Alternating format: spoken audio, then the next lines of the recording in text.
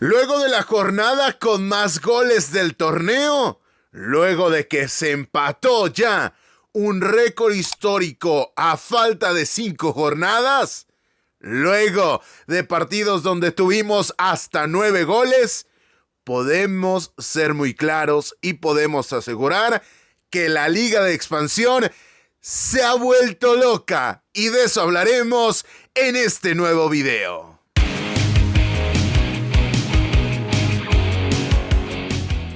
Hola, ¿qué tal? Bienvenidos a la nueva edición de Lo Bueno, Lo Malo y Lo Feo. ¿Dónde más? Evidentemente que aquí, en la Liga de Plata MX, tu proyecto de confianza para hablar de la segunda división del fútbol mexicano. Y qué buen momento para hablar de la Liga de Expansión, que se ha vuelto por completamente loca. Y es que tuvimos 31 goles en este fin de semana. Y ojo, esos 31 goles no se repartieron entre 10 partidos, ni entre 9 ni entre 8, sino entre 7. Sí, un promedio de 4.42 goles en cada uno de los partidos. Algunos superaron la media, por mucho, por el doble, de hecho un poco más.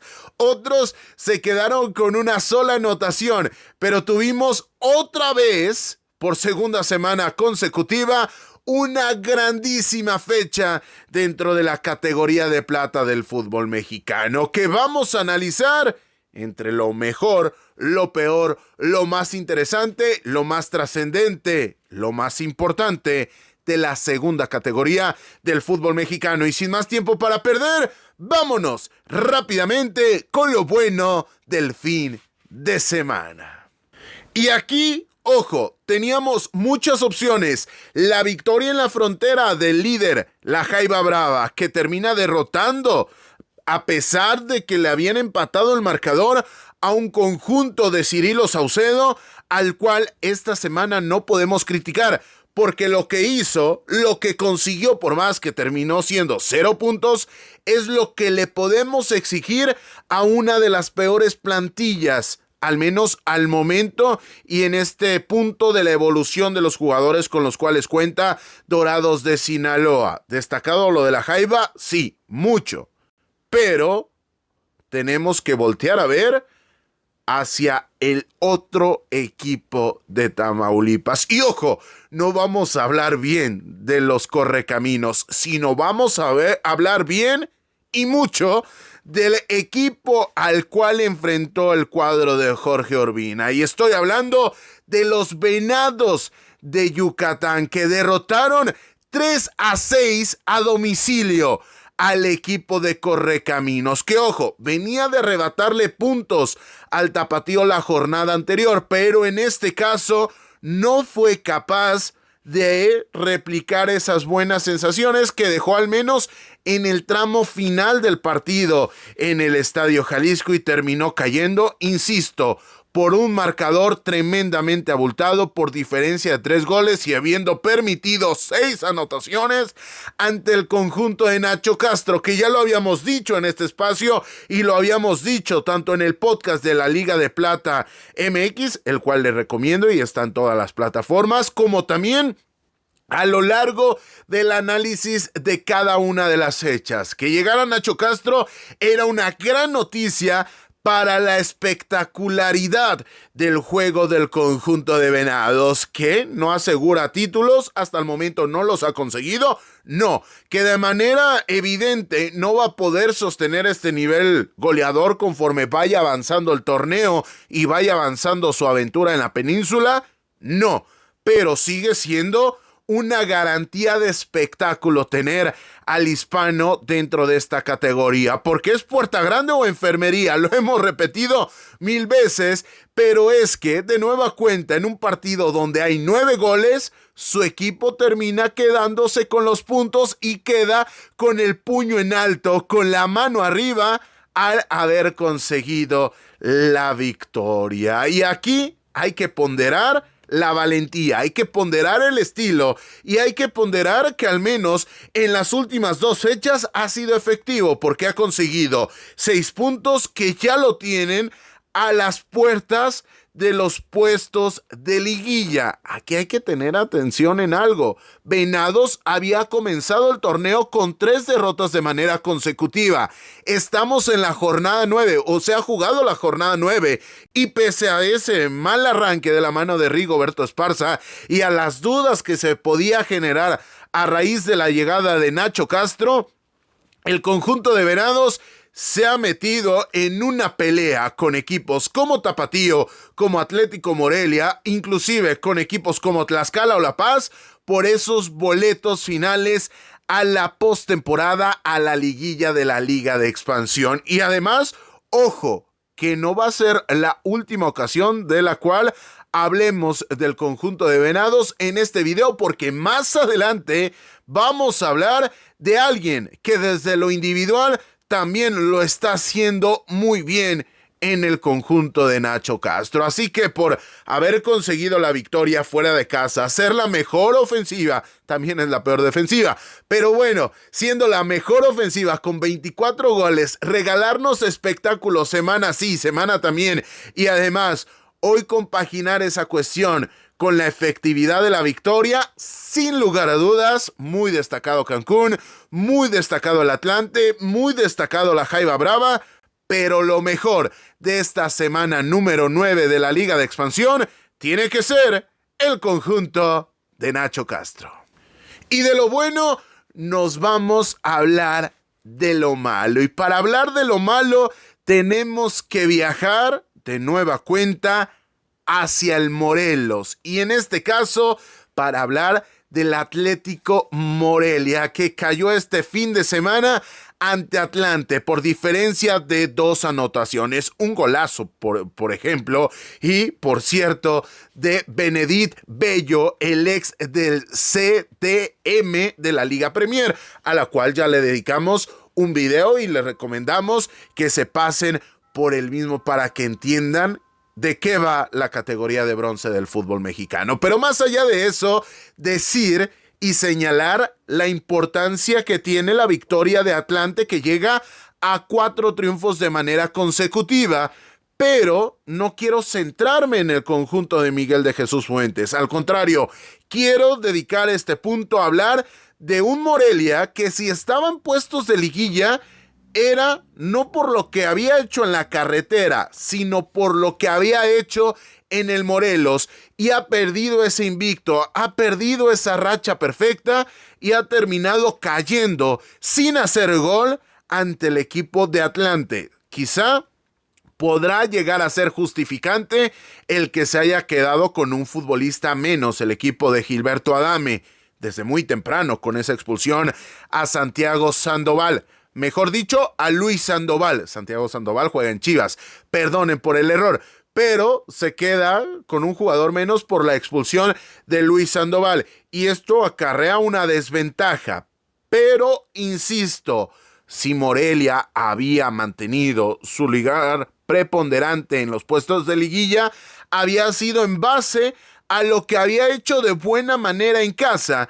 Y como ya no pudo ganar en su terreno de juego, sin lugar a dudas tenemos que poner en la palestra para analizar y en este caso resolver que está atravesando un mal momento de forma un equipo que por segunda semana consecutiva, después de perder, se queda con lo malo del fin de semana. Y es que al Morelia le habíamos visto esa mala presentación en Cancún, ese pésimo rostro mostrado en La Paz, pero en el Morelos había sido un equipo sólido, había sido un equipo efectivo, y todo eso lo perdió el conjunto de Gilberto Adame este fin de semana. Así que mal tiene pinta la situación al respecto del proyecto del hijo del lagarto.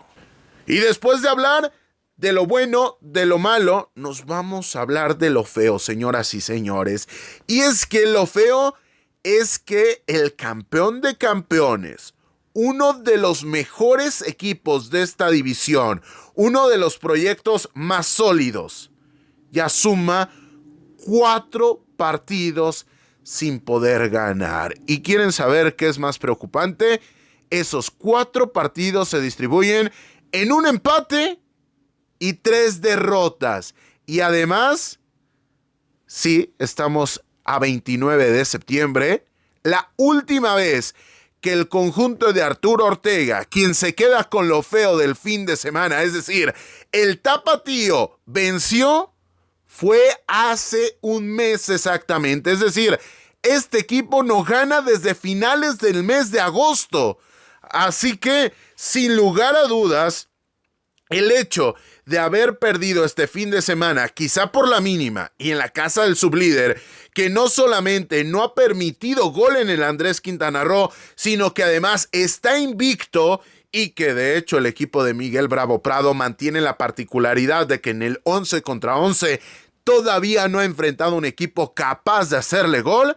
Bueno, si bien es cierto, el rival era complejo y la cita era complicada, no podemos ser condescendientes y no podemos obviar el hecho de que el conjunto rojiblanco la está pasando muy mal. Sí, perdió a su portero porque Juan Sebastián Lisiaga se fue a Chile para disputar la Copa del Mundo Sub-20 de la categoría. Cuestión que yo no entiendo por qué el técnico Eduardo Arce, pero no venimos a hablar aquí de la selección mexicana Sub-20, sino del Tapatío, ¿por qué no lo está poniendo como titular? Pero bueno, ha respetado el proceso y el proyecto con Emanuel Ochoa, Eloy Cancerbero, suplente del conjunto de Cruz Azul. Pero dejando eso de lado y teniendo en cuenta que al menos para mí es mejor portero Lisiaga que el Dragón García, tenemos que señalar que es preocupante que el campeón de campeones se aferre con las uñas al último lugar de la liguilla y que además ya cumpla 4 partidos sin poder ganar. Y quizá lo más contradictorio de esta circunstancia es que si analizamos cómo se han llevado a cabo esos 4 partidos, nos topemos con algo que al menos es particular, porque cae en el Tamaulipas ante la Jaiba Brava. No tiene que ser la máxima sorpresa. Cae en el Tlahuicole ante Coyotes en lo que fue el arranque de un gran momento para el conjunto de Marco Fabián Vázquez.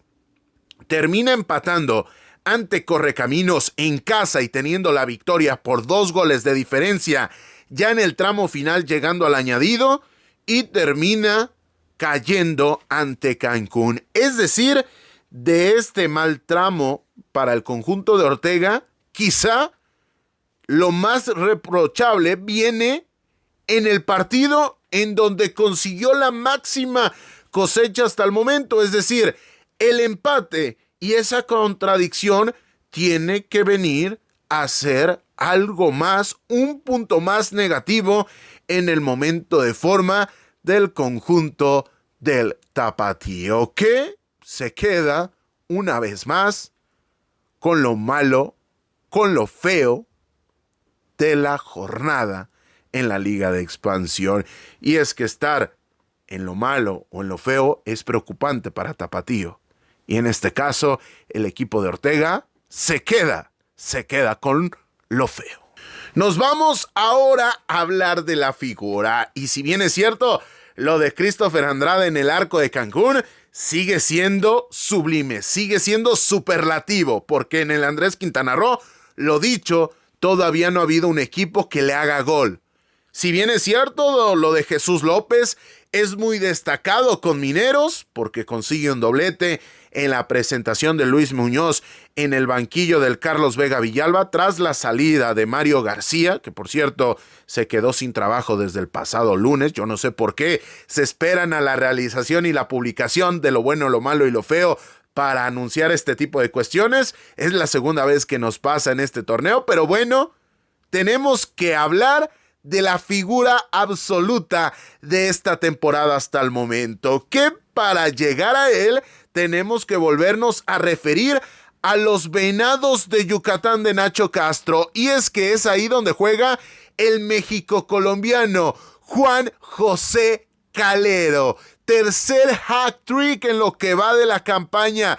Es algo total y absolutamente atípico a lo que estamos acostumbrados en esta división. Y es que el hijo del Cóndor ya llegó con el hat-trick de esta semana a 13 anotaciones. Hay que dimensionar. La temporada anterior, Jesús Alberto Cejo se convirtió en el máximo romperredes en la historia de la Liga de Expansión en este formato en un solo torneo, consiguiendo 13 goles, superando lo hecho por Diego Jiménez y por Raúl La Pantera Zúñiga, el hoy jugador de las Águilas del América, para que más o menos dimensionemos y sopesemos lo que consiguió Jesús Alberto Cejo la temporada anterior. Pero, hoy, en este momento, tras solamente 9 fechas, Juan José Calero ya consiguió esos 13 goles con los cuales empata lo hecho por Jesús Alberto Cejo en el Clausura 2025. Es una locura, porque si nos vamos a los números, nos podemos dar cuenta que el promedio de goles del Hijo del Cóndor es una anotación cada 55 minutos en esta campaña. Es algo que no tiene sentido, y si a eso todavía le sumamos el hecho de que si volteamos a ver la cosecha histórica del México colombiano, del nacido en el Valle del Cauca, en Colombia, nos topamos con que en sus últimos 4 torneos en esta división había conseguido en total 3 de manera consecutiva, es decir, hablando del Clausura 2025, de la Apertura 2024 y del Clausura 2024, más su último torneo antes de irse al Gil Vicente, al Nacional de Portugal, estos 2 equipos, y al Sporting Fútbol Club de Costa Rica. En su último torneo, más los 3 más recientes, había conseguido 10 anotaciones.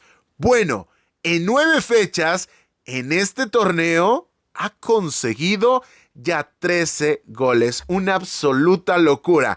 Beneficiado sí por el modelo de Nacho Castro, beneficiado sí del buen momento de compañeros como Waldo Madrid, pero sin lugar a dudas, por más que tengas a Madrid, a William Guzmán y compañía detrás de ti, conseguir 13 anotaciones en 9 fechas, conseguir otro hat-trick en esta división, son números total y absolutamente históricos. Así que perdón, Christopher Andrade, perdón, Jesús López, perdón, Benedit Bello, pero la figura de este fin de semana tiene que ser, una vez más, Juan José Calero.